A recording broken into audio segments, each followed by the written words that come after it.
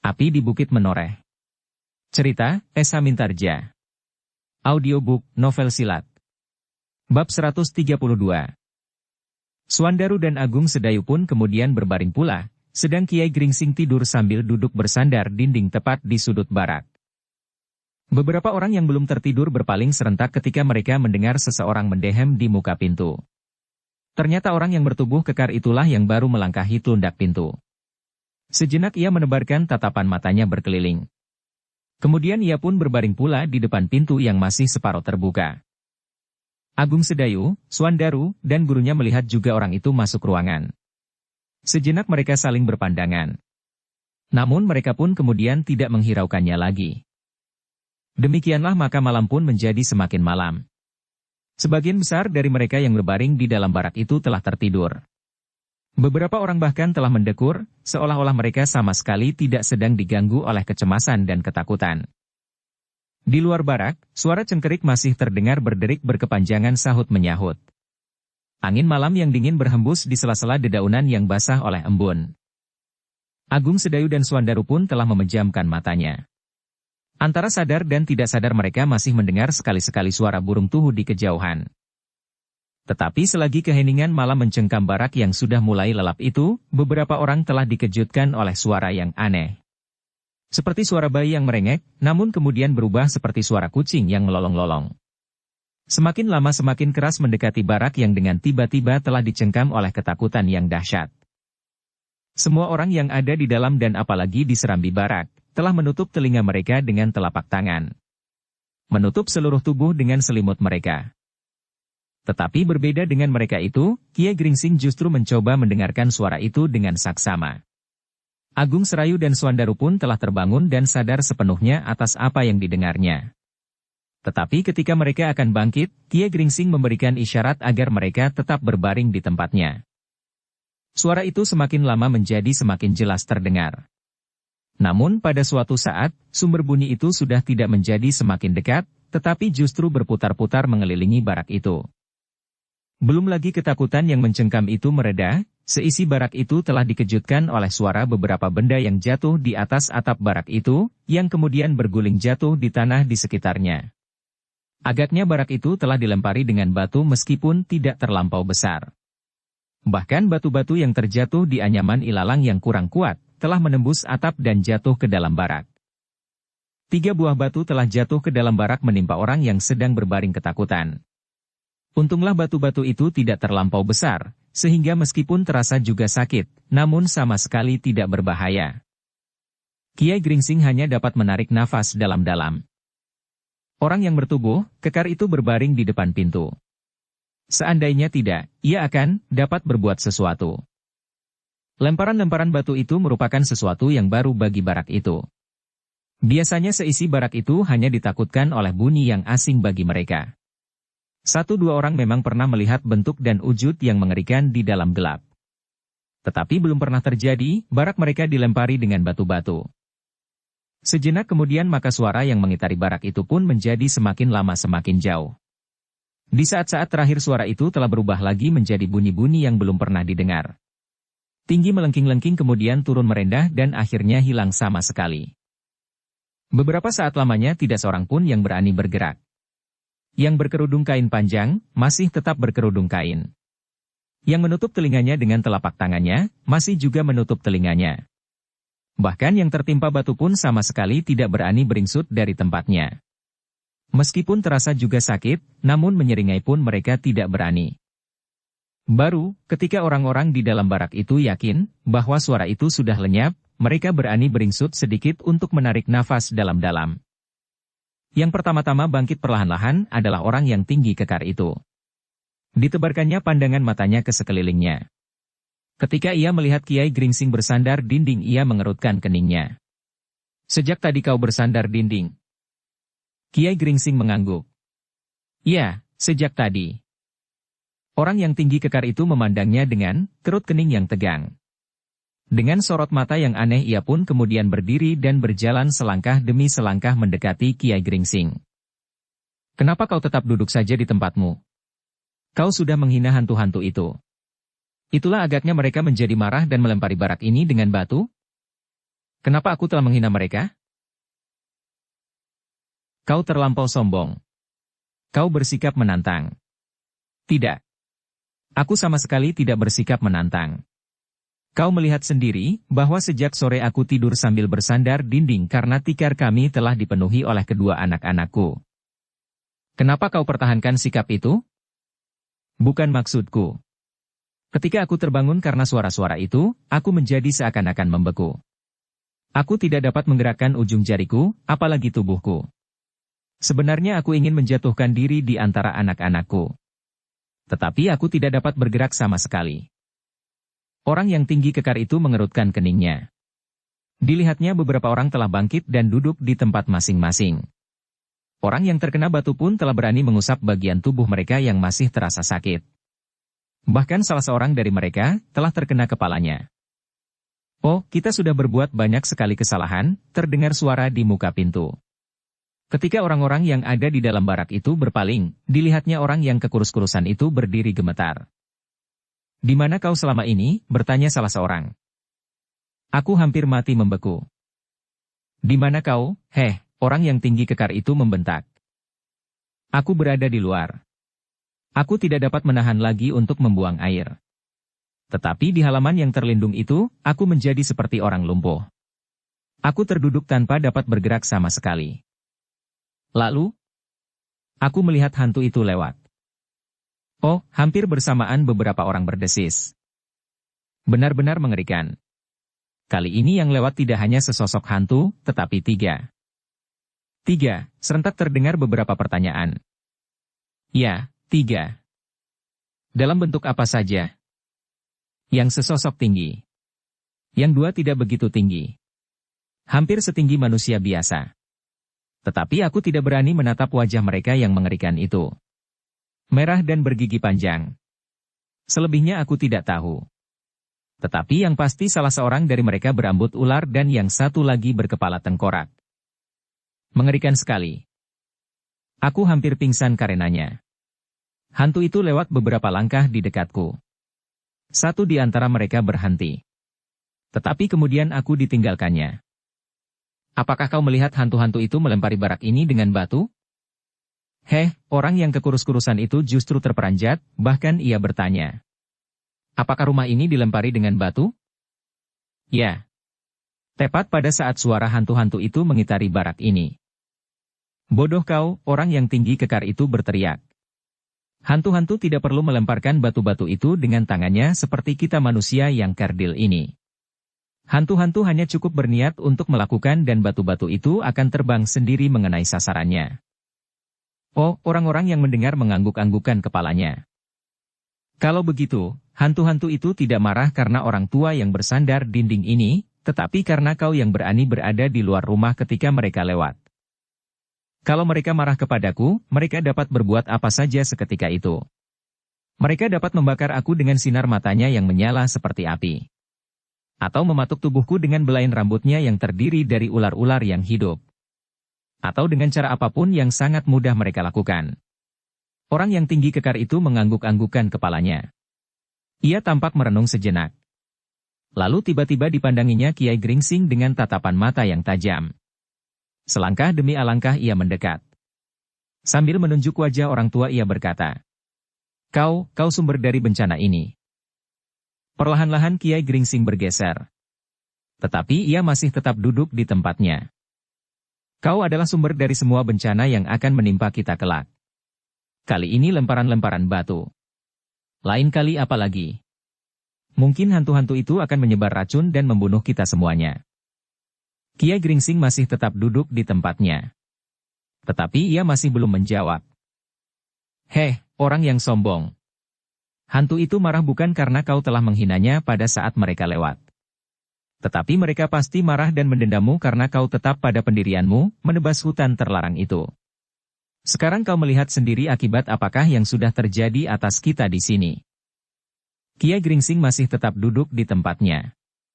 Meskipun ia mengangguk-anggukan kepalanya, tetapi wajahnya sama sekali tidak menunjukkan perubahan apapun juga.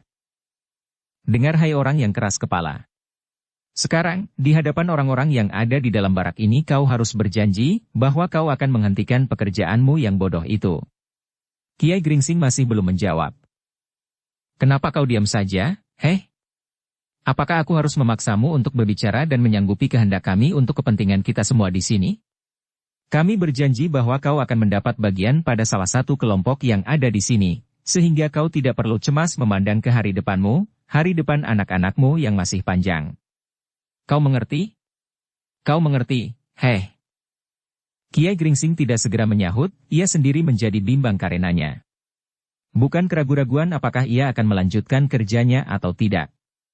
Tetapi ia ragu-ragu, bagaimanakah sebaiknya menghadapi orang yang tinggi kekar ini. Heh, kenapa kau tidak menjawab? Tenanglah, berkata Kiai Gringsing. Aku ingin mendapat kesempatan untuk menjelaskan.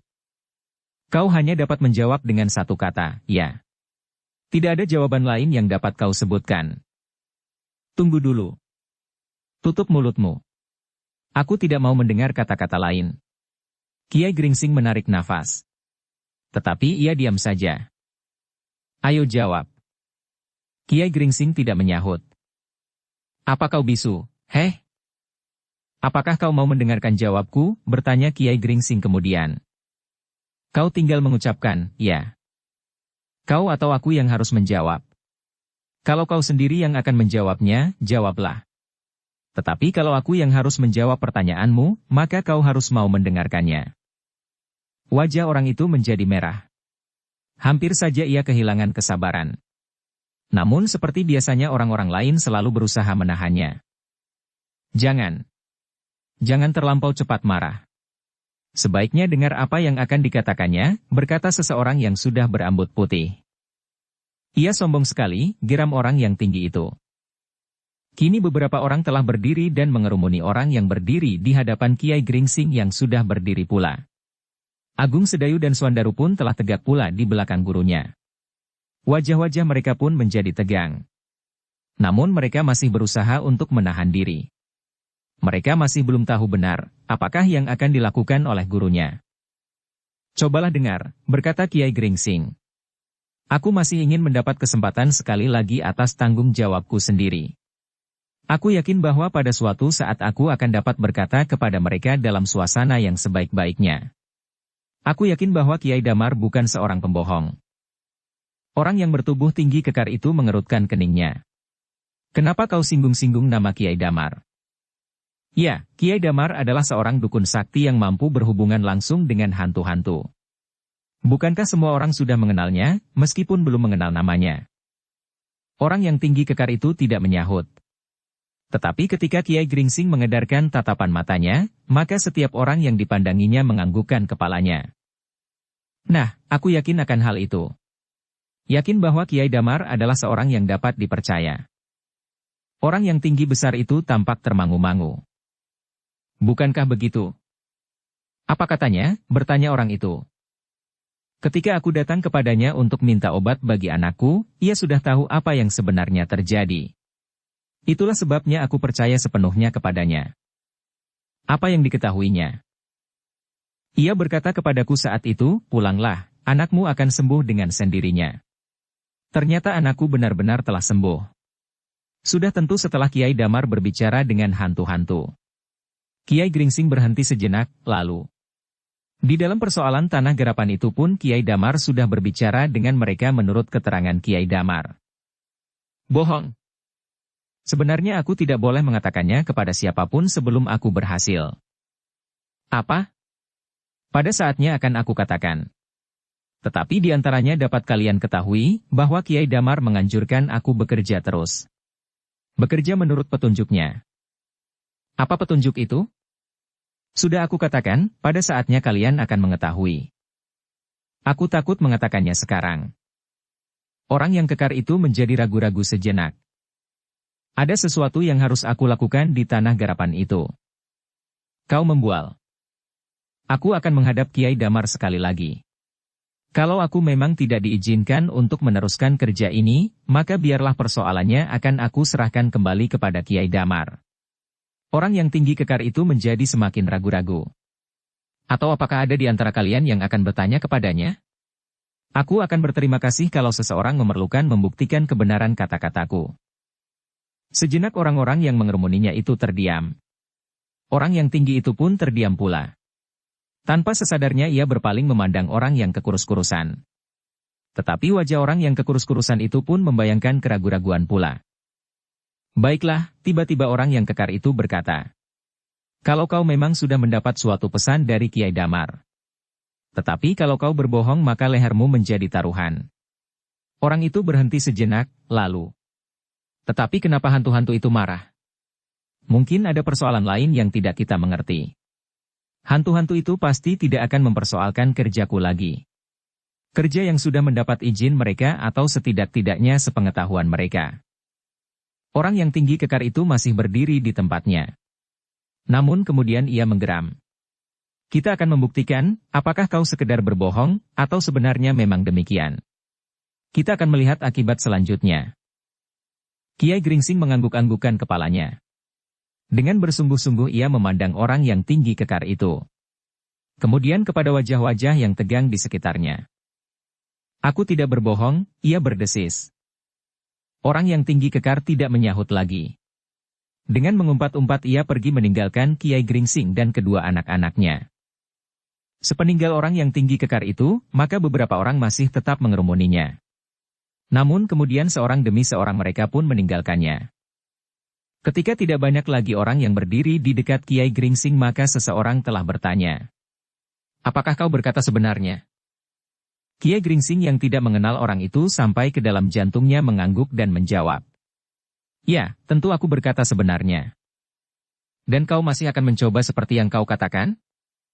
Ya. Berbahaya sekali. Aku yakin Kiai Damar akan melindungi aku. Orang itu menarik nafas dalam-dalam. Kemudian perlahan-lahan melangkah meninggalkan Kiai Gringsing. Kiai Gringsing kemudian bersama-sama kedua murid-muridnya duduk kembali di tempatnya. Sejenak mereka saling berdiam diri. Namun demikian Kiai Gringsing menyadari betapa kedua murid-muridnya telah menahan hati mereka. Pada suatu saat, dada ini akan meledak, desah Suandaru. Kiai Gringsing tersenyum. Dilihatnya beberapa orang telah berbaring kembali di tempatnya. Suatu latihan kesabaran yang paling baik, Suandaru.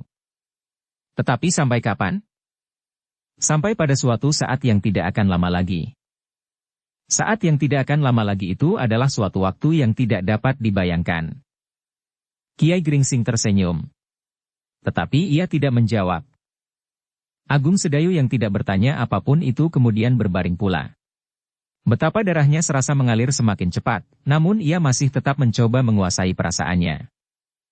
Suandaru pun kemudian menyusulnya pula. Berbaring di sampingnya agak berdesak-desakan. Sedang Kiai Gringsing duduk bersandar dinding sambil memandang orang-orang yang sudah mulai mencoba untuk dapat tidur kembali. Kasihan.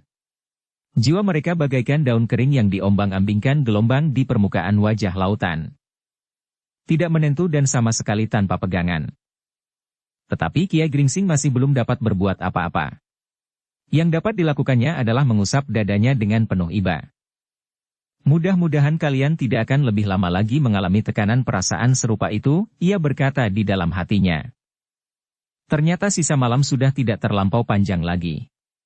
Sejenak kemudian langit di ujung timur pun telah mulai menjadi kemerah-merahan. Barak itu pun tidak lama kemudian menjadi terbangun pula karenanya.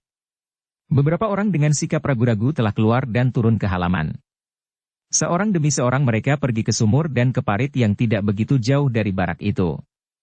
Namun bagaimanapun juga mereka masih terap dibayangi oleh ketakutan apabila mereka teringat kepada suara-suara hantu semalam. Tetapi hantu-hantu tidak akan mau menampakkan dirinya setelah ayam jantan berkokok untuk terakhir kalinya, berkata mereka di dalam hati untuk menenteramkan perasaan masing-masing. Demikianlah maka pada saatnya mereka pun telah meninggalkan barak dan gardu pengawas pergi ke tempat kerja masing-masing sambil membawa ransum masing-masing. Demikian juga Kiai Gringsing dan kedua muridnya. Mereka pun telah pergi ke tempat kerja mereka, yang sampai saat terakhir masih menjadi persoalan. Kalau mereka berhasil mengusir kita dan setiap orang yang akan melanjutkan kerja ini, maka lambat laun mereka akan berhasil mengusir orang-orang yang berada di dalam barak itu pula dengan cara mereka.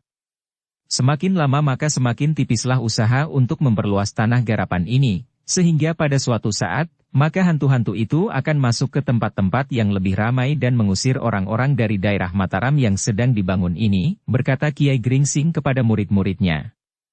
Lalu, karena itu, apapun yang akan terjadi, kita harus tetap bertahan. Mungkin kita memang harus berkelahi dengan hantu-hantu itu. Tetapi apa boleh buat? Kedua murid-muridnya mengangguk-anggukan kepalanya. Memang sangat menarik sekali apabila pada suatu saat mereka dapat berkelahi dengan hantu-hantu yang telah mencoba mengganggu ketentraman orang-orang yang sedang membuka hutan itu. Guru, tiba-tiba saja Agung Sedayu berkata. Supaya kita dapat berbuat lebih leluasa, bagaimanakah kalau kita minta kepada para pengawas untuk dapat tinggal di gubuk-gubuk kecil yang telah ditinggalkan oleh penghuninya itu? Kita dapat berbuat sesuai dengan rencana kita sendiri tanpa ada orang yang menghalanginya, dan sudah tentu, kita tidak akan mengganggu dan menggelisahkan orang di dalam barak itu apabila kita dikatakan telah membuat hantu-hantu itu marah yang kemarahannya akan menimpa semua orang di dalam barak itu. Kiai Gringsing merenung sejenak. Katanya, itu suatu pendapat yang baik. Aku setuju. Aku akan mencoba mengatakannya agar kita diberi kesempatan untuk tinggal di gubuk-gubuk kecil yang kosong itu. Demikianlah, ketika mereka telah selesai bekerja sehari penuh, mereka pun segera kembali. Sebenarnya tidak ada yang mereka kerjakan selain membersihkan beberapa bagian dari rerumputan liar dan mengawasi tempat itu dengan lebih saksama lagi. Mereka tidak segera kembali ke barak, tetapi Kiai Gringsing bersama kedua muridnya telah menemui para pengawas untuk menyampaikan maksudnya itu. Dukung channel Novel Silat dengan subscribe, follow, like, komen dan share. Para pengawas yang mendengar permintaan Kiai Gringsing itu menjadi heran. Ada di antara mereka yang tidak langsung mempercayai pendengarannya sehingga bertanya. Apakah kau sekedar bergurau? Tidak, Tuan, jawab Kiai Gringsing. Kami bersungguh-sungguh. Beberapa orang pengawas menarik nafas dalam-dalam. Seseorang yang gemuk pendek berambut jarang menggeleng-gelengkan kepalanya sambil bergumam. Aku tidak mengerti. Kiwanakerti, salah seorang dari para pengawas itu berkata. Kalian menunjukkan sikap yang lain dari orang-orang yang ada di sini sejak kalian datang. Kalian pernah mengalami banyak hal yang dapat mendesak kalian untuk meninggalkan tempat ini, namun justru kalian menjadi semakin berani. Bukan begitu, Tuan. Kami hanya bermaksud sekedar menghindari sikap yang dapat berakibat kurang baik dari beberapa orang yang tidak senang terhadap kami. Karena itu, memang sebaiknya kami memisahkan diri dari mereka. Aku mengerti, tetapi apakah kalian pada suatu saat tidak akan mati ketakutan? Bukankah beberapa keluarga tinggal juga di gubuk-gubuk itu? Tetapi gubuk-gubuk yang sangat berdekatan. Dan gubuk-gubuk itu sudah berjejal-jejal diisi oleh beberapa keluarga. Tetapi bukankah masih ada yang kosong? Wanakerti mengerutkan keningnya. Sejenak ditatapnya wajah Kiai Gringsing, kemudian dipandanginya wajah kawannya yang keheran-heranan. Apa boleh buat, berkata pemimpin pengawas itu. Kalau kau memang berniat demikian. Ternyata niat itu telah menimbulkan sesuatu yang lain di dalam hatiku. Orang itu berhenti sejenak, lalu. Tetapi bukan maksudku untuk menentukan sesuatu atas niatmu itu, sekali lagi ia berhenti. Wajahnya menjadi ragu-ragu sejenak, namun kemudian ia berkata. Memang aneh.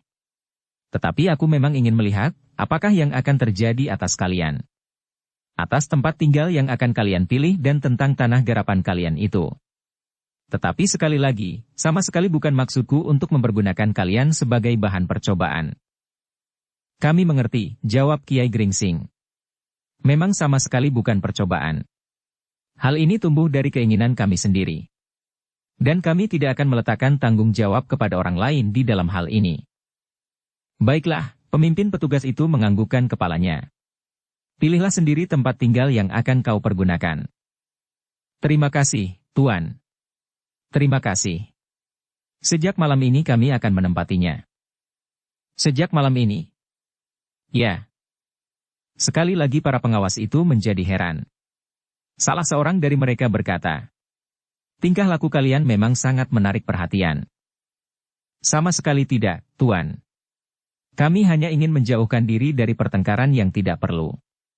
Sebenarnya lah bahwa kami agak merasa takut menghadapi orang yang tinggi kekar dan orang yang kekurus-kurusan, yang selalu saja mengancam kami. Apakah kau menjadi sedemikian ketakutan sehingga mengatasi ketakutanmu terhadap hantu-hantu yang hampir membunuh anakmu? Kiai Gringsing mengerutkan keningnya.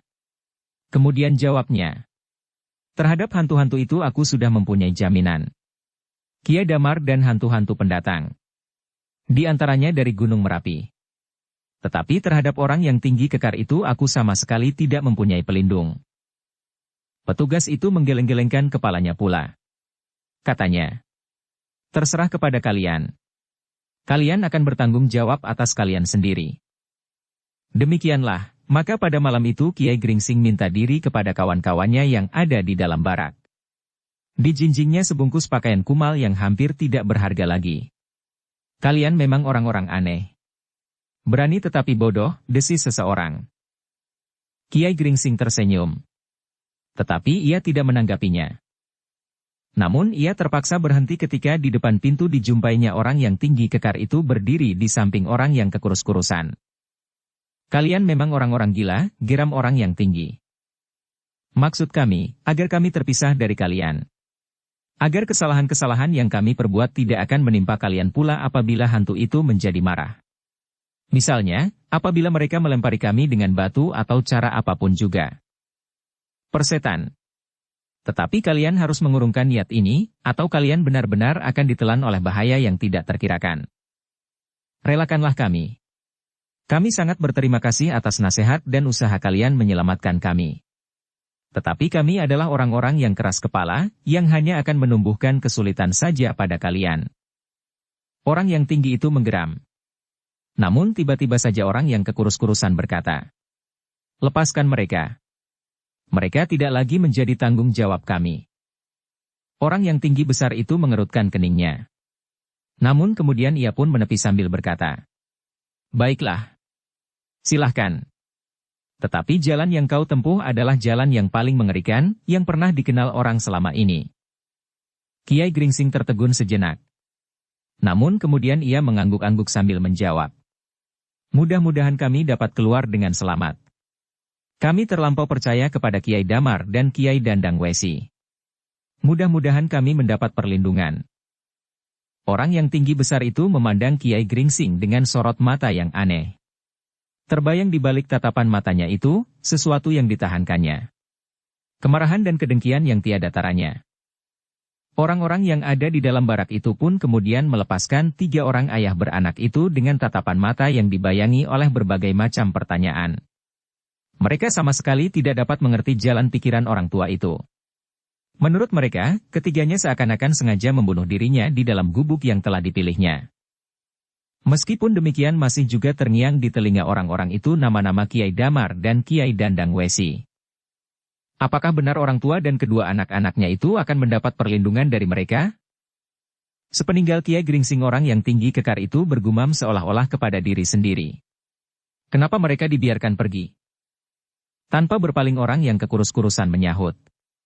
Mereka akan menyesal apabila mereka sempat menyadari tindakan mereka. Orang yang tinggi itu hanya dapat menarik nafas. Kemudian sambil bersungut-sungut melangkah pergi ke serambi. Beberapa orang telah duduk-duduk di tempat masing-masing karena tidak ada yang akan mereka kerjakan, selain merenungi jalan hidup yang sampai saat itu mereka tempuh. Seseorang mengerutkan keningnya, ketika orang yang tinggi besar itu duduk di sampingnya sambil berdesah. Ada juga orang gila di tempat ini. Orang yang duduk di sampingnya tidak menyahut. Memang kita semua adalah orang gila, desis orang yang tinggi kekar itu kemudian. Tidak seorang pun yang menyahut. Orang yang duduk di sebelah-menyebelah pun hanya berpaling memandanginya dengan dahi yang berkerut-merut. Tetapi tidak ada yang mengucapkan sepatah kata pun. Dan orang yang tinggi itu berkata selanjutnya. Apakah sebenarnya yang telah menarik kita ke neraka ini? Masih tidak ada seorang pun yang menjawab. Ini adalah kegilaan yang sebenarnya melampaui kegilaan ketiga ayah beranak itu, orang itu berhenti sejenak. Tetapi agaknya ia memang tidak ingin mendapat jawaban dari siapapun juga. Karena itu ia berbicara terus. Kita sama sekali tidak berpengharapan apapun di sini. Sebentar lagi hantu-hantu di alas Mentaok pasti akan mengerahkan semua pasukannya untuk mengusir kita. Dan kita akan kehilangan segala-galanya. Waktu, kesempatan, dan tanah garapan. Daerah-daerah yang sudah dibuka itu akan segera menjadi hutan kembali, jauh lebih lebat dari yang sekarang. Orang yang tinggi itu menarik nafas dalam-dalam. Kemudian tanpa menghiraukan orang-orang lain, ia pun segera berbaring menelentang. Orang-orang yang lain pun kemudian tidak menghiraukannya lagi. Namun kata-kata yang dilontarkan oleh orang yang tinggi itu masih saja terngiang di hampir setiap telinga yang mendengarnya. Kita sama sekali tidak berpengharapan apapun di sini. Kita tidak berpengharapan apapun, hati mereka pun bahkan menyahut pula. Dan sebuah pertanyaan telah timbul di dalam dada mereka. Kenapa kita sampai saat ini masih di sini? Pertanyaan itu tidak dapat ditemukan jawaban. Sekilas terbayang pula harapan-harapan yang membubung setinggi langit selagi mereka mulai membuka hutan ini. Kelak Mataram akan menjadi sebuah negeri yang besar dan mereka akan mendapatkan kesempatan hidup tentram di dalamnya. Tetapi gambaran sebuah negeri yang besar itu justru semakin lama menjadi semakin pudar, hati mereka pun menjadi semakin kuncup. Selama ini kita tidak pernah berpikir bahwa di Mentaok kita akan berhadapan dengan hantu-hantu. Sementara itu, Kiai Gringsing dan kedua muridnya telah sampai ke sebuah gubuk yang kosong, yang telah mereka pilih menjadi tempat tinggal mereka. Dari para petugas mereka mendapatkan sebuah dlupak yang telah terisi minyak kelapa, untuk menerangi gubuk itu. Kita tidak sempat membersihkan tempat ini, desis Swandaru. Biarlah, sahut gurunya. Besok, pagi-pagi sebelum kita berangkat, kita mengambil waktu sejenak untuk membersihkannya. Sayang sekali. Gubuk ini adalah gubuk yang kuat. Swandaru pun kemudian menyalakan dlupak minyak kelapa dan meletakkannya di atas pelanggerangan bambu yang memang sudah ada di dalam gubuk itu. Sinar yang kekuning-kuningan memancar ke seluruh ruangan. Sarang laba-laba yang kehitam-hitaman tersangkut di setiap sudut. Swandaru terkejut ketika tiba-tiba saja seekor tikus tanah yang besar berlari melintasi lantai di ruang dalam. Heh, tikus yang cukup besar. Kiai Gringsing mengangguk-anggukan kepalanya. Di mana kita tidur nanti, guru? Bertanya Swandaru pula. Kiai Gringsing tidak segera menyahut. Ketika ia berpaling ke arah Agung Sedayu, dilihatnya Agung Sedayu sedang memperhatikan lantai tanah yang kotor dan lembab. Kita tidak dapat tidur di lantai, desis Agung Sedayu. Kenapa? Bertanya gurunya. Serangga berkeliaran di sana-sini. Mungkin juga binatang-binatang melata yang lain. Kiai Gringsing mengangguk-anggukan kepalanya. Katanya, kita tidak akan tidur malam ini. Hei! Swandaru membelalakan matanya. Seorang perantau harus dapat mencegah kantuk tidak hanya semalam suntuk, berkata gurunya pula. Swandaru tidak menyahut. Tetapi ia menarik nafas dalam-dalam sambil menggaruk tengkuknya. Aku mendapat firasat bahwa sesuatu akan terjadi. Besar atau kecil, berkata gurunya pula. Hantu-hantu, desis Swandaru. Kiai Gringsing mengerutkan keningnya. Namun kemudian ia pun tersenyum. Katanya, kita akan duduk untuk semalam suntuk. Nanti lampu minyak itu akan kita sisihkan di balik dinding itu. Agung Sedayu dan Swandaru saling berpandangan sejenak. Namun kemudian mereka pun mengangguk-anggukan kepala mereka. Dipandanginya sebuah amben bambu kecil yang sudah hampir roboh, yang tidak mungkin sama sekali dipakai untuk berbaring. Apalagi 3 orang, untuk Swandaru sendiri pun sudah terlampau kecil. Tetapi amben bambu itu masih cukup untuk tempat duduk mereka bertiga. Di atas amben itulah mereka kemudian duduk sambil merenungi suasana, sementara malam di luar menjadi semakin kelam. Sejenak kemudian Kiai Gringsing pun berkata, pindahkan lampu itu, supaya tidak seorang pun yang dapat melihat kita duduk di sini dari luar. Siapakah kira-kira yang akan mengintip kita, guru? Bertanya Agung Sedayu. Hantu-hantu itu? Kiai Gringsing menggeleng. Tetapi ia hanya menjawab. Itu hanya suatu dugaan. Mudah-mudahan tidak ada. Swandaru pun kemudian memindahkan lampu minyak tanah itu ke balik dinding penyekat ruangan yang sempit itu, sehingga mereka pun kemudian berada di dalam bayangan yang kegelap-gelapan. Seperti yang dikatakan oleh Kiai Gringsing, ketiganya sama sekali tidak dapat membaringkan dirinya. Mereka harus tetap duduk, betapapun kantuk telah menjalari mata mereka. Sekali-sekali Swandaru terlena sehingga kepalanya terangguk-angguk. Namun kemudian digosok-gosoknya matanya sambil menggeleng-gelengkan kepalanya. Sampai tengah malam, mereka tidak menjumpai sesuatu yang aneh di dalam gubuk itu. Tidak ada tanda-tanda bahwa akan terjadi sesuatu seperti yang dikatakan oleh Kiai Gringsing, sehingga dengan demikian Agung Sedayu dan Swandaru pun kemudian bersandar dinding sambil memejamkan mata mereka meskipun mereka tidak juga berani tidur. Hanya Kiai Gringsing sajalah yang masih tetap duduk bersila di atas amben itu.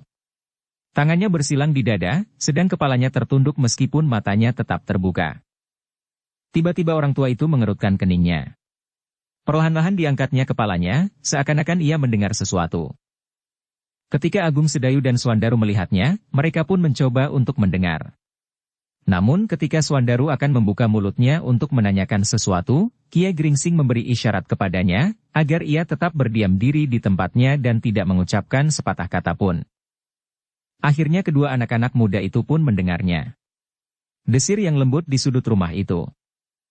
Dada mereka menjadi berdebar-debar karenanya. Apakah mereka pada malam ini harus berhadapan dengan hantu-hantu? Sejenak mereka bertiga menahan nafas. Bahkan Kiai Gringsing sendiri tidak tahu apakah yang akan dihadapinya malam ini. Tetapi ia yakin bahwa ia akan berhadapan dengan bahaya yang sebenarnya. Lambat atau cepat. Dalam pada itu suara gemerisik di sudut rumah itu menjadi semakin jelas.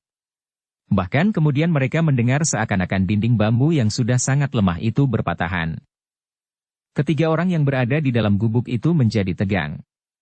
Apalagi Agung Sedayu dan Swandaru.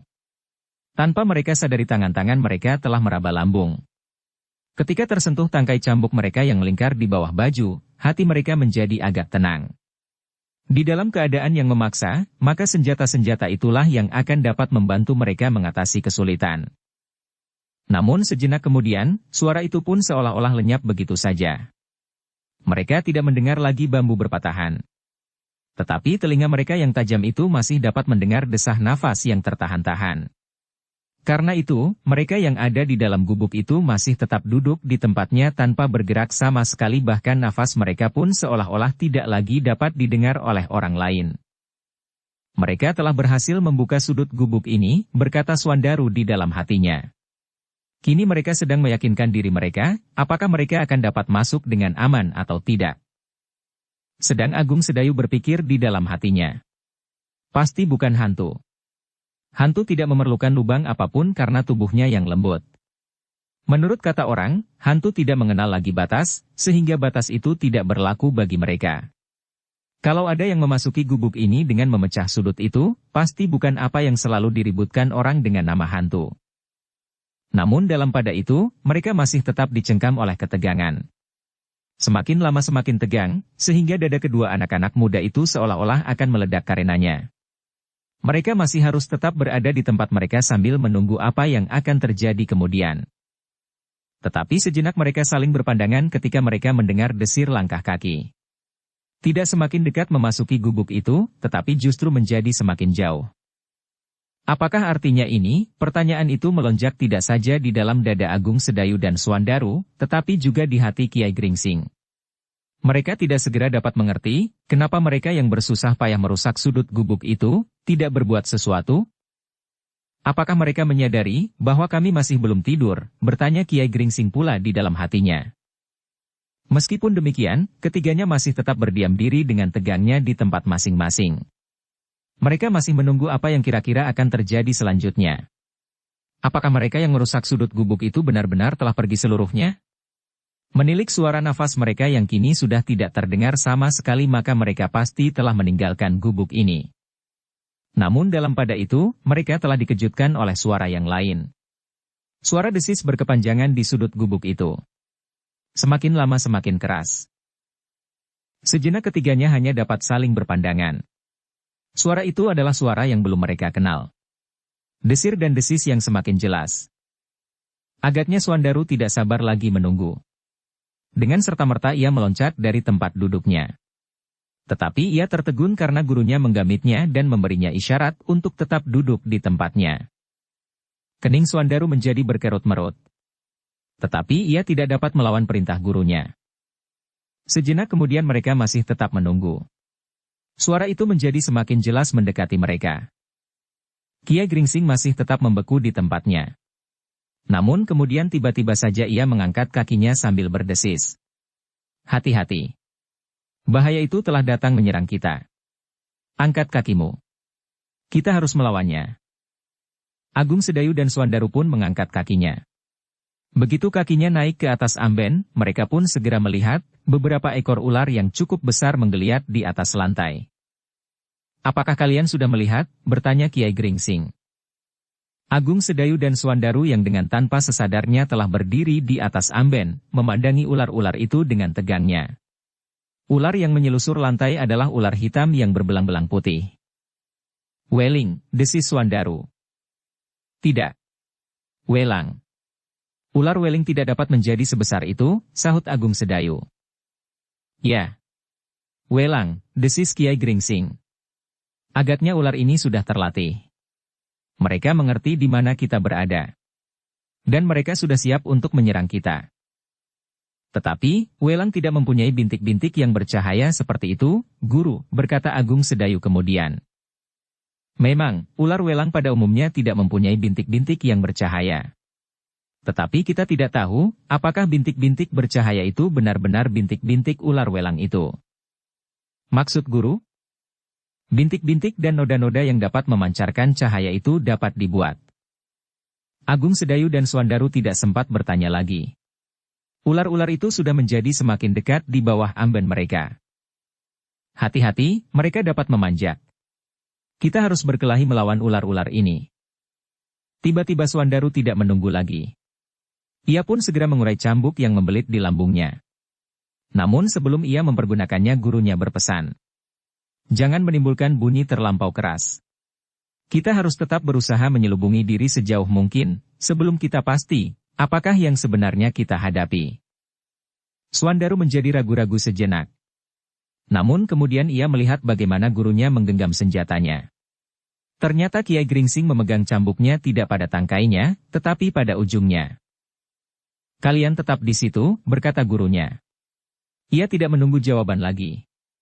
Dengan tangkasnya ia melontarkan dirinya, dan ketika kakinya menjejak di atas tanah, ia sudah berdiri justru di belakang ular-ular yang merayap maju.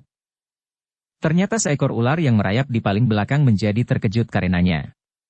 Tetapi ketika ular itu berpaling, dan mencoba memutar diri untuk berbalik menyerang Kiai Gringsing, tangkai cambuk orang tua itu telah menyambar kepalanya, sehingga ular itu terpelanting membentur dinding bambu. Tetapi ular itu masih mencoba menggeliat. Agaknya sentuhan tangkai cambuk Kiai Gringsing itu tidak segera membunuhnya. Namun sekejap kemudian Kiai Gringsing telah berdiri di sisinya. Sejenak tangkai cambuknya berputar, dan sejenak kemudian maka kepala ular welang itu pun sekali lagi terpukul. Kali ini agaknya Kiai Gringsing tidak perlu mengulanginya lagi. Tetapi selain ular yang telah mati itu, masih ada beberapa ekor lagi yang sedang merayap mendekati amben tempat Agung Sedayu dan Swandaru berdiri. Karena itu, maka Kiai Gringsing pun segera mendekatinya dengan hati-hati. Agung Sedayu dan Swandaru yang berdiri di atas amben pun telah memutar tangkai cambuk masing-masing.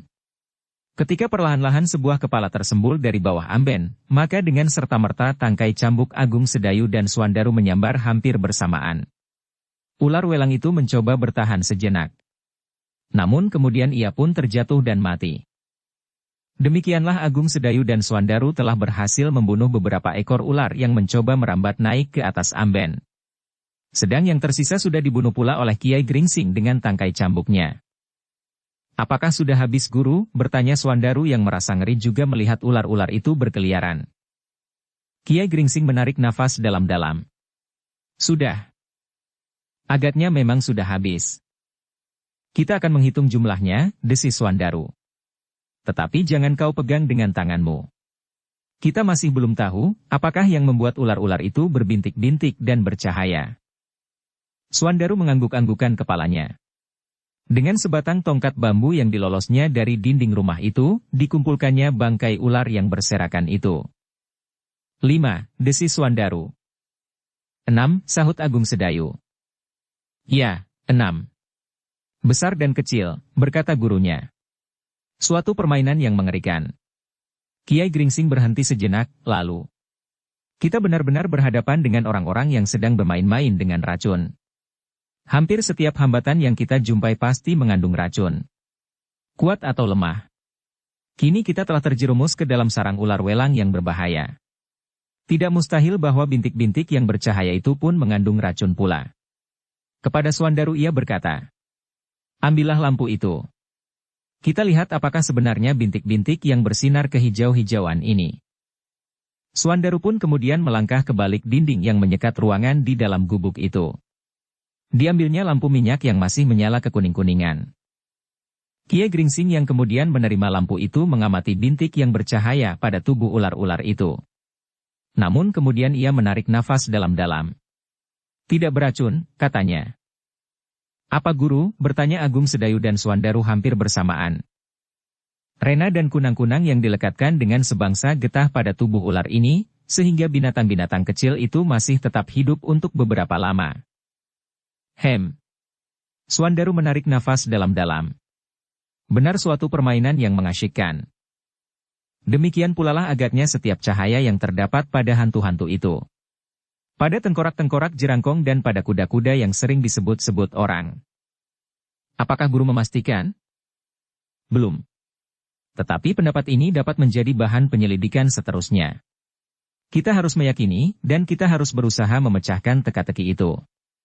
Kalau kita berhasil, kita pun harus tahu, alasan apakah yang telah mendorong orang-orang itu berbuat demikian. Agung Sedayu dan Swandaru mengangguk-anggukan kepalanya. Mereka sadar, gurunya telah mengambil kesimpulan, bahwa kepercayaannya terhadap hantu-hantu itu menjadi semakin tipis. Tetapi bagaimana dengan hantu-hantu yang datang dari luar alas mentau? Pada suatu ketika kita akan mendapatkan jawabnya pula.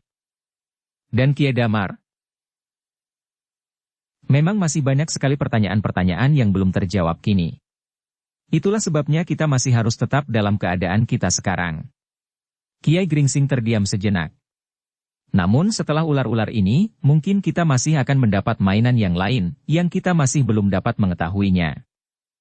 Kedua muridnya mengangguk-anggukan kepalanya. Tetapi mereka pun kemudian merenungi bangkai-bangkai ular yang berserakan di lantai.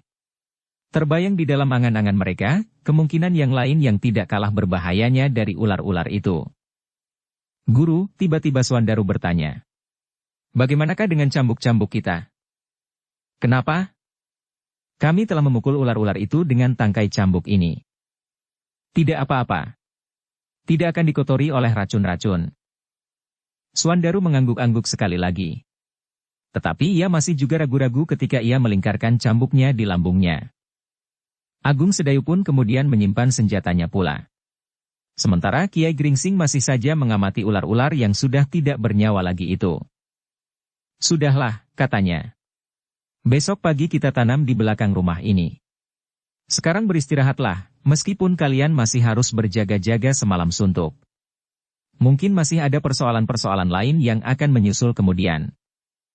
Agung Sedayu dan Swandaru berpandangan sejenak. Namun tanpa mengucapkan kata-kata, mereka segera duduk kembali di atas amben bambu bersandar dinding. Dan sejenak kemudian gurunya pun ikut duduk pula terkantuk-kantuk, meskipun ia sama sekali tidak kehilangan kewaspadaan. Ternyata sesudah itu, tidak ada apa-apa lagi yang menyusul. Dari celah-celah dinding, mereka kemudian melihat bayangan Fajar yang kemerah-merahan. "Kita masih sempat melihat Fajar," desis Swandaru. "Hus," desis Agung Sedayu. "Ular-ular itu hampir saja mengakhiri petualangan kita," sahut Swandaru. "Marilah kita tanam di kebun belakang." Mereka pun kemudian membawa ular-ular itu dengan galah-galah bambu ke belakang gubuk. Selagi Fajar masih remang-remang, mereka dengan tergesa-gesa telah menanam bangkai-bangkai ular itu. Kita tidak perlu mengatakannya kepada siapapun bahwa kita telah disambut oleh sekelompok ular-ular yang sisiknya bercahaya, berkata Kiai Gringsing. Kedua anak-anak muda itu mengangguk-anggukan kepalanya. Ketika hari menjadi semakin terang, maka mereka pun telah selesai dengan kerja mereka. Karena itu, maka mereka pun segera berkemas. Karena di sekitar gubuk itu tidak ada air, maka mereka terpaksa pergi ke gardu pengawas untuk mencuci muka dan sekaligus mengambil ransum mereka sebelum mereka berangkat ke tanah garapan. Apakah kalian dapat tidur?" bertanya salah seorang petugas. "Nyenyak sekali. Ternyata tempat itu jauh lebih baik daripada ikut berjejal-jejal di dalam barak," jawab Swandaru. Kiai Gringsing hanya mengangguk-anggukan kepalanya saja, meskipun ia cemas juga, bahwa kadang-kadang Suandaru berbicara asal saja melontarkan kata-kata. Tetapi berkata Suandaru pula, kami masih harus membersihkan tempat yang masih terlampau kotor itu. Agaknya sejak gubuk itu dikosongkan, sama sekali tidak pernah disentuh tangan. Memang tidak ada orang yang merasa berkepentingan untuk membersihkannya. Sayang sekali. Dan agaknya kami kerasan tinggal di dalam gubuk itu. Petugas itu mengerutkan keningnya. Tetapi di dalam hati ia berkata, kalau pada suatu ketika, kau didatangi oleh hantu-hantu, maka kau akan berkata lain. Setelah mencuci muka, serta mengambil ransumnya sama sekali, maka ketiganya pun kemudian kembali ke gubuk yang terpencil itu. Kita tidak sempat membersihkannya pagi ini. Nanti saja setelah kita kembali dari Tanah Garapan, berkata Kiai Gringsing. Agung Sedayu dan Suandaru mengangguk-anggukan kepala mereka. Agaknya matahari memang sudah melonjak naik ke punggung bukit. Meskipun tidak ada seorang pun yang mengharuskan mereka berangkat pada saat-saat yang lazim, tetapi rasa-rasanya kurang baiklah kiranya apabila mereka berangkat terlampau siang. Tempatkan barang-barangmu di tempat yang kau kenali baik-baik. Lihatlah segala benda-benda yang ada. Nanti kalau kita kembali, kita akan melihat, apakah ada perubahan betapapun kecilnya di dalam gubuk ini. Baik, Guru, jawab keduanya hampir bersamaan. Agung Sedayu dan Suandaru pun kemudian mencoba mengenali setiap benda yang ada di dalam gubuk itu. Bahkan sudut-sudut dinding pun mereka amat-amati. Mereka masih melihat sehelai kain yang kasar di sudut ruang yang terbuka, karena beberapa potong bambu dindingnya telah dirusak semalam. Dengan kain yang kasar dan tebal inilah mereka membawa 6 ekor ular itu, desis Suandaru. Ya, ular yang telah dilatih untuk menyerang manusia, sahut Agung Sedayu. Benar begitu? Menurut Guru. Suandaru mengerutkan keningnya, tetapi ia tidak menjawab lagi. Sejenak kemudian setelah mereka selesai mengamati setiap benda yang ada di dalam gubuk itu, maka mereka pun segera meninggalkannya setelah mereka menutup pintu lerek. Sambil menjinjing ransum mereka, mereka pun kemudian berjalan ke gardu pengawas. Beberapa orang sudah berkerumun sambil membawa alat-alat mereka masing-masing. Mereka akan segera berangkat ke Tanah Garapan masing-masing setelah mereka mengambil ransum mereka. Heh, kau sudah membawa ransum? Bertanya seseorang. Aku datang jauh sebelum kalian, jawab Kiai Gringsing. Bagaimana dengan gubuk itu? Bertanya yang lain. Menarik sekali, jawab Kiai Gringsing. Tetapi sebelum ia melanjutkan kata-katanya, terasa lengannya digamit seseorang. Ketika Kiai Gringsing berpaling dilihatnya orang yang kekurus-kurusan itu memandanginya dengan mata terbelalak. Kau sudah ada di sini sepagi ini? Ia bertanya. Kalian juga sudah ada di sini, sahut Kiai Gringsing. Sejenak orang yang kekurus-kurusan itu memandangi Kiai Gringsing seperti orang yang keheran-heranan. Heh, kenapa kau memandang aku seperti itu? Bertanya Kiai Gringsing. Apakah kau belum pernah melihat aku? Oh, orang itu tergagap. Jawabnya. Kau memang orang-orang yang berani. Apakah kau tidak diganggu oleh hantu-hantu dalam wujud apapun? Kiai Gringsing menggelengkan kepalanya. Tidak. Tidak ada yang mengganggu sama sekali. Belum. Di malam-malam berikutnya kau tidak akan dapat tidur sama sekali. Mudah-mudahan tidak ada gangguan apapun seperti di malam pertama. Orang yang kekurus-kurusan itu masih saja memandanginya dengan herannya. Namun sejenak kemudian ia pun pergi meninggalkan Kiai Gringsing. Kenapa ia tampak menjadi heran melihat Guru? Bertanya Agung Sedayu. Itulah yang menarik perhatian, jawab gurunya. Tetapi kita masih belum dapat mengambil kesimpulan yang pasti. Agung Sedayu tidak menyahut lagi. Tetapi ia terkejut ketika tiba-tiba saja seseorang telah mengguncang-guncang tubuh gurunya. Kau masih juga hidup, terdengar seseorang menggeram. Kiai Gringsing dan kedua muridnya serentak berpaling. Dilihatnya orang yang tinggi kekar itu berdiri di belakang Kiai Gringsing. Oh, pundakku sakit, desah Kiai Gringsing. Kau masih hidup, heh, ulang orang itu. Seperti yang kau lihat. Kami seisi barak menjadi cemas. Kenapa? Aku yang kebetulan saja melihat. Kau tahu bahwa aku tidur di Serambi. Ya. Hampir tengah malam kami mendengar suara berdesing berputaran di atas barak. Tetapi semua orang sudah tertidur. Kau saja yang mendengar. Ya, orang itu menjadi bersungguh-sungguh. Ternyata suara itu adalah suara ular gundala. Heh, ular apakah itu? Bertanya Kiai Gringsing. Sejenis ular yang dapat terbang. Ada dua jenis ular gundala. Ular gundala seta yang berwarna putih dan ada ular gundala oranye yang berwarna hitam. Tetapi, Suandaru hampir saja menyahut kalau gurunya tidak menggamitnya. Lalu, ular apakah yang kau lihat malam tadi? Yang putih atau yang hitam? Bagaimana aku tahu? Tetapi, kenapa kau tahu bahwa yang berdesing di udara itu ular gundala? Baik yang putih maupun yang hitam mempunyai ciri yang sama. Keduanya mempunyai bintik-bintik yang bercahaya. Kiai Gringsing mengangguk-anggukkan kepalanya. Dan orang yang tinggi itu berkata, ular-ular itu adalah salah satu dari jenis-jenis senjata pasukan Kajiman di Alas Mentaok. Aku sudah mencemaskan nasibmu, kalau ular itu menyerangmu. Beruntunglah, bahwa ular-ular itu tidak menyerang kami. Tidak seorang pun yang mampu mengelakkan serangannya. Untunglah. Dan bersyukurlah kami bahwa kami tidak menjadi korbannya.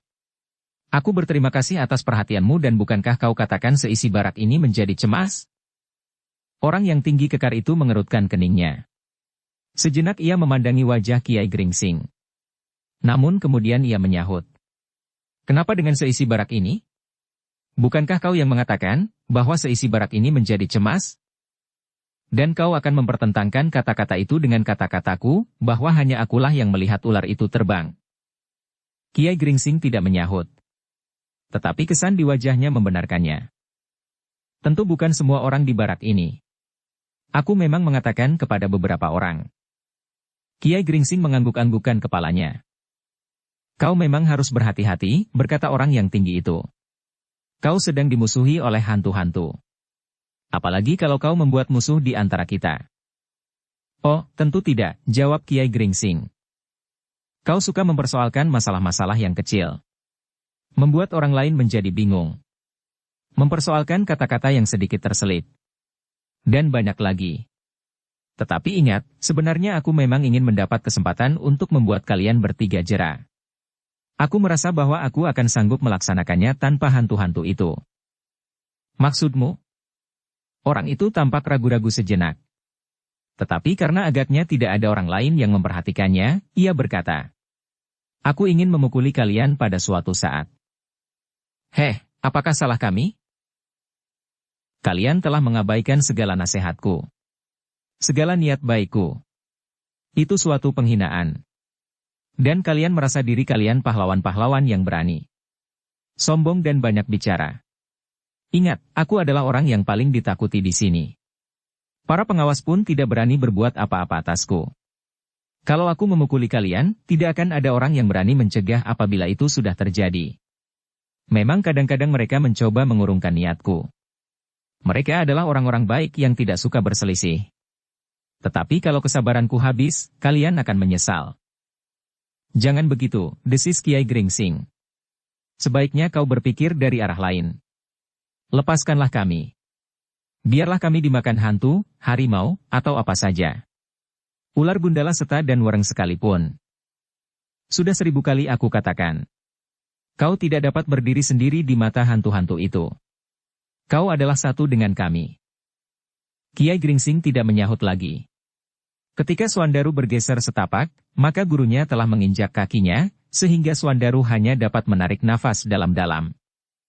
Terserahlah kepadamu. Aku akan berangkat. Semua sudah selesai, berkata orang yang tinggi itu. Ketika Kiai Gringsing berpaling, dilihatnya gardu itu memang sudah agak sepi. Hanya beberapa orang yang datang dengan tergesa-gesa karena agak lambatlah, yang masih berada di muka pintu untuk menerima ransum mereka. Setelah itu, mereka pun dengan tergesa-gesa segera berangkat menyusul kawan-kawan mereka yang telah pergi lebih dahulu. Mereka bekerja dalam kelompok-kelompok, berkata orang yang tinggi itu. Sehingga mereka harus mulai bersama-sama.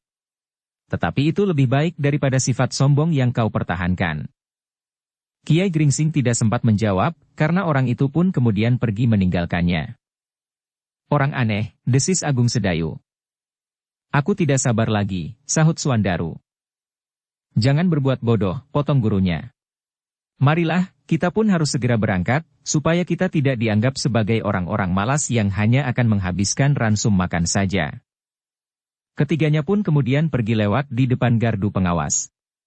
Sambil membungkukkan kepalanya Kiai Gringsing berkata, "Kami sudah mendapat ransum, Tuan." Seorang pengawas tertawa sambil menyahut, "Kalian termasuk orang aneh di sini." Kiai Gringsing hanya tertawa saja. Tetapi ia tidak menjawab. Bersama kedua muridnya ia pun pergi ke tanah garapan mereka yang dianggap oleh orang-orang yang sedang membuka hutan itu sebagai daerah yang paling wingit. Dengan penuh kewaspadaan mereka bekerja. Setiap kali mereka memperhatikan sesuatu yang agak asing, karena mereka tahu bahwa ada pihak-pihak yang sedang bermain-main dengan racun di daerah ini. Untunglah bahwa Kiai Gringsing adalah seorang dukun tua yang sudah terlampau kaya dengan pengalaman, dengan segala macam penyakit dan juga dengan segala macam racun. Lamat-lamat mereka masih juga mendengar suara burung kedasi yang umumnya hanya berbunyi di malam hari. Tetapi karena mereka sudah biasa mendengarnya, maka mereka sudah tidak menghiraukannya lagi. Tetapi ternyata sehari itu mereka tidak menjumpai peristiwa apapun. Pada saatnya mereka pulang, mereka pun segera meninggalkan pekerjaan mereka. Ketika mereka sampai di gubuk yang telah mereka pergunakan sebagai tempat tinggal, maka mulailah mereka membersihkannya. Setiap benda mereka amati sebelum mereka pindahkan. Tidak ada sebuah benda pun yang bergeser, Guru, berkata Agung Sedayu. Ya, agaknya memang tidak ada seorang pun yang memasuki gubuk ini. Tetapi itu bukan berarti bahwa kita dapat tidur dengan nyenyak nanti malam. Agung Sedayu dan Suandaru saling berpandangan sejenak. Jangan takut, berkata Kiai Gringsing yang seolah-olah mengerti perasaan kedua anak-anak muda itu. Kita akan dapat tidur. Tetapi kita harus mengatur diri, sehingga setiap kali pasti ada yang terjaga di antara kita. Demikianlah, setelah gubuk itu menjadi bersih dari sarang-sarang laba-laba dan kotoran-kotoran lain, debu dan serangga-serangga kecil, mereka pun menjadi semakin kerasan tinggal di dalam gubuk itu. Suandaru tidak lagi segan berbaring di pembaringan, meskipun selalu diganggu oleh bunyinya yang berderit-derit. Tetapi amben bambu itu sudah tidak dilekati lagi oleh debu yang tebal dan sarang laba-laba yang kehitam-hitaman. Di sebelah masih ada beberapa jenis alat-alat dapur, desis Suandaru kemudian. Kita tidak memerlukannya. Bukankah kita sudah mendapat makan? Kalau kita haus? Ambil saja di gardu pengawas, sahut Agung Sedayu. Bukankah di sana disediakan berapa saja kita akan minum? Di malam hari kadang-kadang kita haus. Atau barangkali di pagi hari, begitu kira bangun tidur, ingin juga rasa-rasanya minum air panas, seperti ketika kita berada di tanah perdikan menoreh. Hus, desis Agung Sedayu. Kau mulai mengigau. Suandaru tersenyum. Memang terkilas sebuah kenangan atas tanah perdikan itu dengan segala isinya. Barangkali kau memang tidak kerasan, tinggal di sini, berkata Agung Sedayu. Karena di sini kita hanya berkawan hantu-hantu saja. Kalau di sini ada orang yang menyediakan minummu di pagi hari, mungkin kau kerasan juga. Suandaru tidak menjawab. Tetapi ia masih saja tersenyum sambil mengusap-usap pipinya yang gembung, meskipun beberapa hari terakhir tampak ia agak susut sedikit. Nanti kalian tidurlah dahulu, berkata Kiai Gringsing kemudian. Aku akan berjaga-jaga. Kemudian aku akan tidur, dan kalian berdualah yang harus berjaga-jaga. Agung Sedayu mengangguk-anggukan kepalanya. Tetapi ia mengerutkan keningnya ketika ia memandangi amben yang seolah-olah sudah penuh dipergunakan oleh Suandaru sendiri. Minggirlah sedikit, desis Agung Sedayu kemudian. Suandaru tersenyum pula. Kau akan tidur sekarang? Ia bertanya. Tidak. Aku hanya akan berbaring sejenak. Agung Sedayu pun kemudian berbaring pula di sisi Suandaru, sementara Kiai Gringsing duduk di sebuah dingklik kayu yang usang. Sejenak mereka saling berdiam diri. Agaknya mereka sedang menjelajahi angan-angan masing-masing yang menyelusur ke dunia yang asing. Ketika gelap menjadi semakin pekat, maka mereka pun segera menyalakan lampu minyak kelapa. Dari para pengawas mereka mendapatkan minyak untuk mengisi pelita. Demikianlah, maka Agung Sedayu dan Suandarulah yang lebih dahulu akan tidur. Gurunya akan tetap berjaga-jaga sampai tengah malam, sementara Agung Sedayu dan Suandaru bangun, gurunya lah yang akan beristirahat. Sampai menjelang tengah malam, Kiai Gringsing yang duduk terkantuk-kantuk di dalam lindungan bayangan dinding yang menyekat ruangan gubuk itu tidak melihat tanda-tanda yang mencurigakan. Meskipun demikian ia tidak kehilangan kewaspadaan. Setiap desir, betapapun lembutnya, tidak lepas dari pengamatan telinganya yang tajam. Tetapi Kiai Gringsing tidak mendengar sesuatu yang dapat menumbuhkan kegelisahan. Sampai tengah malam Kiai Gringsing duduk tanpa bergerak di tempatnya. Sedang Agung Sedayu dan Swandaru telah tertidur dengan nyenyaknya. Meskipun kadang-kadang amben yang mereka pergunakan berderit-derit keras, kedua anak-anak muda itu tidak menghiraukannya. Bahkan Swandaru setiap kali berdesah apabila derit pembaringannya itu telah membangunkannya. Sedikit lewat tengah malam, Kiai Gringsing mulai menguap. Ingin juga ia berbaring meskipun hanya sejenak. Agaknya Agung Sedayu dan Swandaru sudah cukup lama beristirahat. Biarlah mereka ganti berjaga-jaga, katanya di dalam hati. Tetapi sebelum ia bangkit dari tempat duduknya yang terlindung bayangan dinding penyekat terasa sesuatu berdesir di dadanya, sehingga Kiai Gringsing itu mengurungkan niatnya. Kini jelas di telinganya ia mendengar sesuatu. Tetapi pasti bukan bunyi desis ular seperti semalam. Apalagi yang akan terjadi, ia bertanya kepada diri sendiri. Tetapi Kiai Gringsing tidak segera berbuat sesuatu. Ia menunggu saja, apakah kira-kira yang akan terjadi. Sejenak suara-suara yang mencurigakannya itu terdiam. Yang didengar oleh Kiai Gringsing hanya desah nafas Agung Sedaya dan Swandaru yang masih tertidur nyenyak. Tetapi tidak. Kiai Gringsing berkata di dalam hati. Aku mendengar suara nafas yang lain. Tidak teratur seperti nafas anak-anak muda yang sedang tidur itu.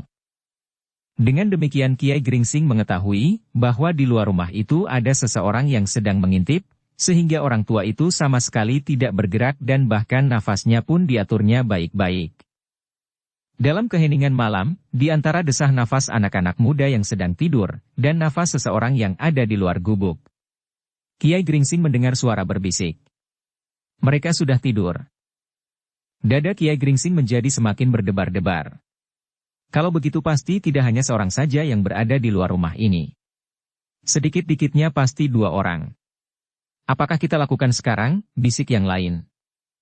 Sejenak tidak terdengar jawaban, sehingga dada Kiai Gringsing pun menjadi tegang pula. Sebuah pertanyaan melonjak di hatinya. Apakah yang akan mereka lakukan sekarang? Tetapi Kiai Gringsing harus tetap bersabar. Ia harus tetap berada di tempatnya, di bayangan dinding penyekat, supaya ia tidak mengejutkan orang-orang yang berada di luar gubuk, sehingga mereka mengurungkan niat mereka. Yang dilakukan Kiai Gringsing adalah mempersiapkan dirinya untuk menghadapi segala kemungkinan. Ia dapat meloncat selangkah untuk mencapai ujung amben Agung Sedayu dan Swandaru apabila diperlukan. Sejenak Kiai Gringsing tidak mendengar sesuatu selain tarikan nafas yang memburu. Agaknya orang-orang yang berada di luar rumah itu pun menjadi gelisah. Sekarang, desis salah seorang dari mereka. Ya, sekarang, jawab yang lain. Kiai Gringsing menjadi semakin tegang. Apalagi sejenak kemudian ia mendengar gemerisik di depan pintu rumahnya. Bunyi apalagi sekarang, ia bertanya di dalam hatinya. Tetapi bunyi itu sama sekali berbeda dari bunyi ular yang menyelusur lantai dan berdesis-desis. Bersambung ke bab 133. Dukung kami dengan subscribe, follow, like, komen dan share. Terima kasih.